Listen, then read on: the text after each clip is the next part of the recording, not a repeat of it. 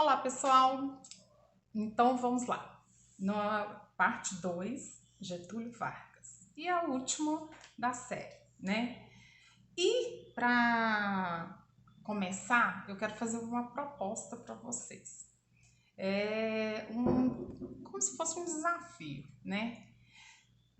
Você, não importa, né, a sua idade, tudo, você procurar uma pessoa, um avô, bisavô, pai, quem for, tá? Que foi um contemporâneo da era Vargas, do período de Vargas, pode ser do período de 50. E aí você vai se surpreender com uma pessoa a qual de repente você nem nunca trocou uma ideia, uma questão política. Gente, não é para sair de grupo familiar, não é para brigar por questões políticas, nada disso, tá bom? Democracia.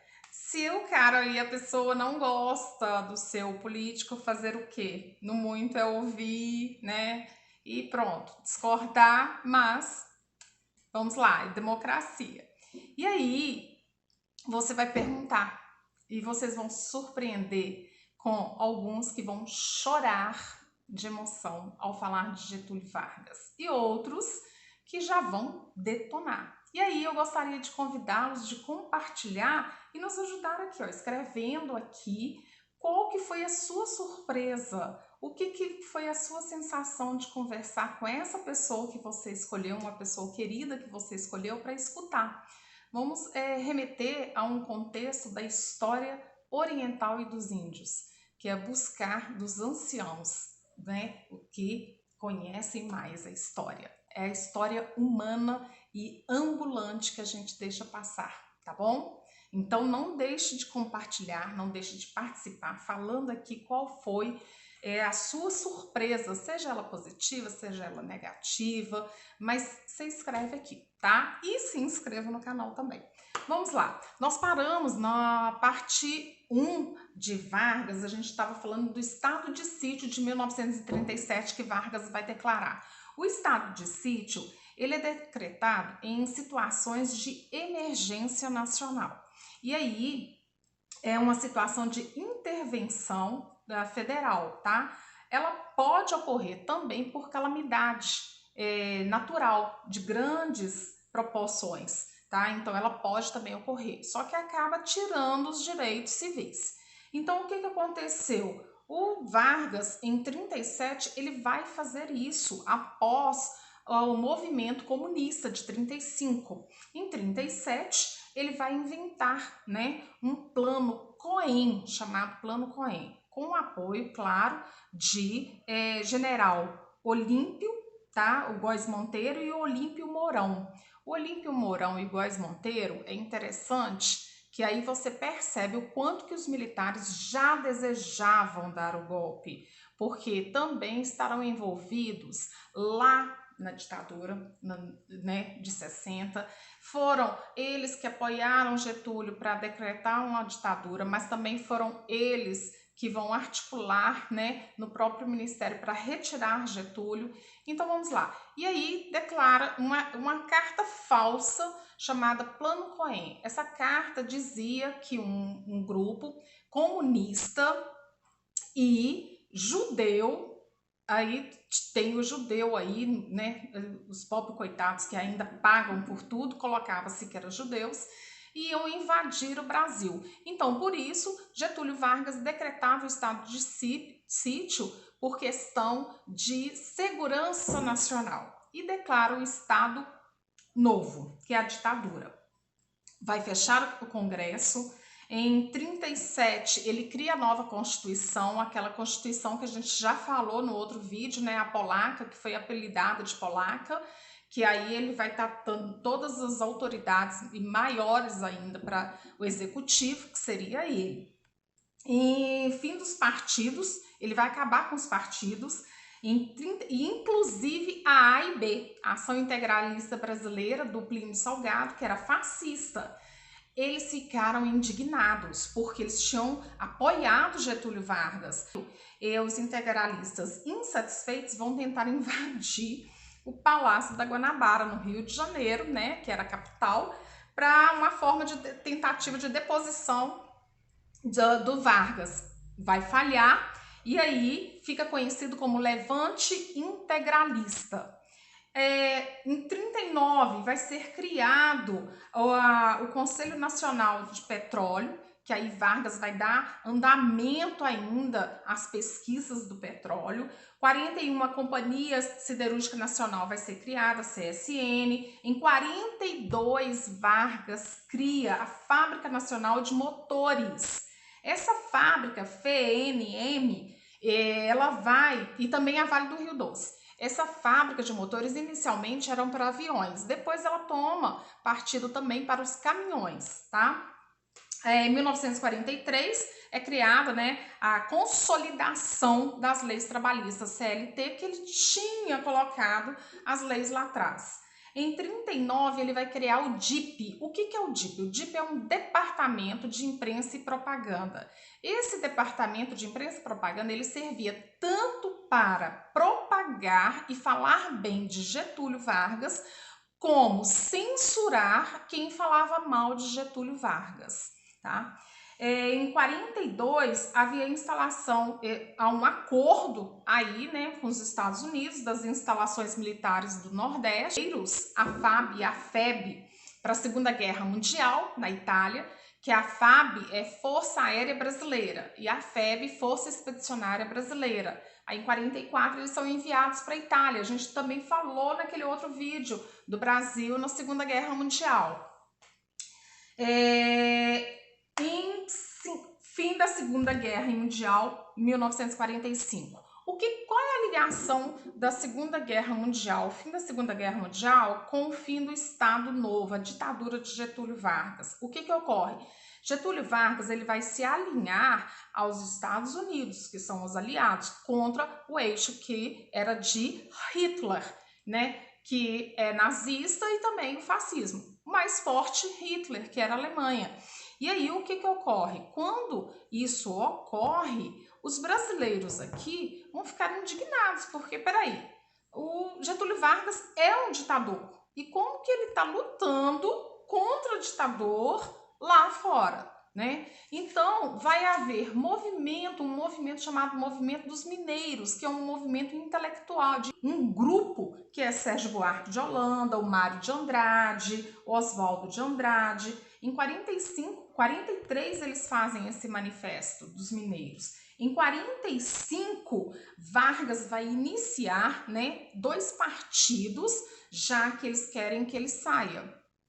Porque, inclusive, os militares, quando voltam, também concordam que era totalmente contraditório Vargas, o Brasil, ter apoiado fora do Brasil uma ditadura e manter uma ditadura aqui. Então os militares também queriam tirar Getúlio Vargas. E aí, Getúlio Vargas vai ter a criação, já tinha, né, do PTB, cuidado, Partido Trabalhista Brasileiro, não é o PT do B, tá? O PT do B vai ser criado lá na frente, tá? Que o Brizola vai fazer. E o PSD, que é o Partido Social Democrata. O Partido Social Democrata, ele ficaria mais responsável, inclusive foi o irmão de Getúlio Vargas que era na direção, ele ficava mais responsável com o campo, com os operários, né, os trabalhadores do campo. E o PTB ficava mais com os trabalhadores, né, os operários urbanos. E aí, Getúlio Vargas vai estar lançando e tentando se candidatar em 45 também. Porém, o que ocorre? Getúlio Vargas vai tentar substituir o chefe de polícia pelo seu irmão Benjamin Vargas. Nesse momento, eles acham que Getúlio Vargas está articulando novamente para uma nova ditadura. A UDN, que é União Democrática Nacional, e tinha Carlos Lacerda, um jornalista da Tribuna, que se torna arqui-inimigo de Getúlio Vargas, vai se levantar e já não desejar que Getúlio Vargas nem participasse das eleições de 45. E aí vai haver um movimento, esse movimento vai se chamar queremismo. O que é? Queremos Vargas nas eleições. Só que não é permitido Vargas participar das eleições. Então Vargas vai se retirar, vai para São Borjas, na sua estância, na sua grande fazenda do Rio Grande do Sul, e lá ele fica quietinho como senador e vai estar apoiando, tá, para presidência Gaspar Dutra, que era o militar que tinha retornado. Então, através da rádio, o Getúlio Vargas coloca seu apoio aí para Gaspar Dutra. Ele em São Borjas. O alinhamento, o que acontece? Quando o Gaspar Dutra entra, ele fica de 46 a 51. O Gaspar Dutra vai fazer alinhamento com os Estados Unidos. Naquela época, o quê? Guerra Fria. Então, você tem ou é capitalista ou é comunista. E aí, Gaspar Dutra vai se alinhar aos Estados Unidos. Se alinhar aos Estados Unidos significava gastar, consumir, comprar. E o que ocorre? Gaspar Dutra vai gastar todo o dinheiro que Getúlio Vargas tinha conseguido arrecadar e guardar no Brasil. Ele vai começar a comprar patins de gelo para o Brasil, casacos de pele, eletrodomésticos, dinheiro do Brasil com mercadorias dos Estados Unidos, que é o quê? O capitalismo, o alinhamento que tinha ali. Getúlio Vargas vai ficar, lógico, decepcionado, mas se prepara para em 51 voltar às eleições e à política da presidência. Ele tinha um candidato que poderia ser seu concorrente, Adhemar de Barros, que era de São Paulo.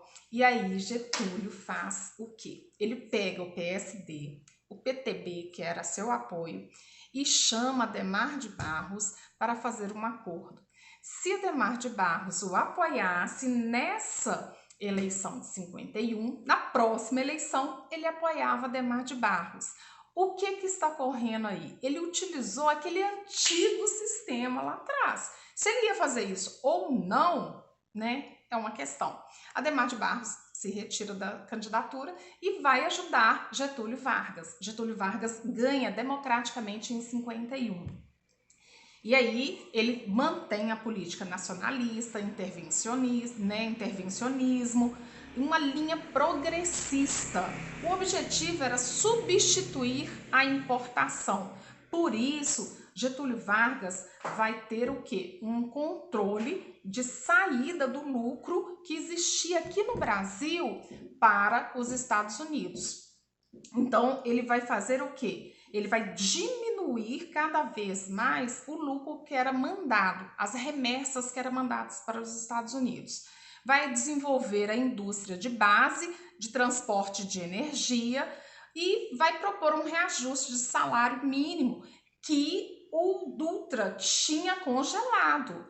Na verdade, quem era o ministro do trabalho dele? João Goulart, o Jango. E Jango vai propor um aumento salarial de 100%. Naquilo foi um fuzuê danado. A UDN se levantou contra Jango e foi tudo. Getúlio Vargas vai afastar João Goulart do Ministério do Trabalho para ver se acalmava os ânimos. Nada. Carlos Lacerda continuou atacando a UDN. E aí, o que Getúlio Vargas fala? Olha, quer saber de uma coisa? Vai aumentar o salário assim mesmo. E aumenta o salário do povo brasileiro. Isso vai elevar mais ainda os ânimos do povo brasileiro, o pai dos pobres, né?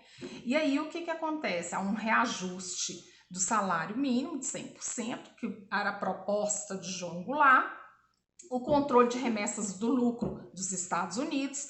Então, Getúlio Vargas já está assim, incomodando os empresários, está incomodando os Estados Unidos, e os militares já estavam de olho querendo articular. E a UDN ali, Carlos Lacerda, ele foi um político que ele quis se destacar, mas ele não conseguiu. Por quê? Ele se destacava mais como um opositor a quem estava no governo, né? Ele vai fazer isso também lá na frente, com JK e tudo mais. A criação da Petrobras vai ocorrer em 53 e em 54 vai haver um atentado no dia 5 de agosto na Rua Toneleiros. A Rua Toneleiros ela é o endereço de de Carlos Lacerda. Esse endereço de Carlos Lacerda no Rio de Janeiro, o que vai ocorrer? Na madrugada, à noite, o Carlos Lacerda estava chegando e o major da aeronáutica, Rubens Vaz, estava como segurança particular dele, coisa que não poderia, mas estava. E aí, o Carlos Lacerda houve um atentado, Carlos Lacerda leva um tiro no pé e o Rubens Vaz vai morrer. A aeronáutica imediatamente fala que isso não seria uma negociação nem uma investigação feita pela polícia militar, que os militares iriam entrar para ver o que tinha ocorrido. Só que aí a aeronáutica chega a Gregório Fortunado. Gregório Fortunado, ele era o chefe da segurança pessoal de Getúlio Vargas. E aí, quando chega a notícia, né, a Getúlio Vargas fala que Carlos Lacerda levou um tiro no pé, mas ele levou mais do que isso, foi apunhalado pelas costas. E houve o quê? Houve toda uma pressão para Getúlio Vargas sair do governo. E ele fala que só sairia do governo dessa vez só se fosse morto, que ele não renunciaria. E a frase de Carlos Lacerda, antes de Getúlio Vargas entrar, já demonstrava uma tentativa aí de golpe. E aí o suicídio de Vargas, que faz com que os opositores fiquem sem reação.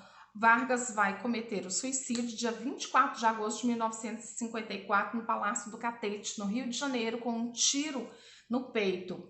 E deixa uma carta suicídio. Essa carta suicídio vai ser lida por João Goulart, o Jango, de forma muito inflamada no enterro, no velório.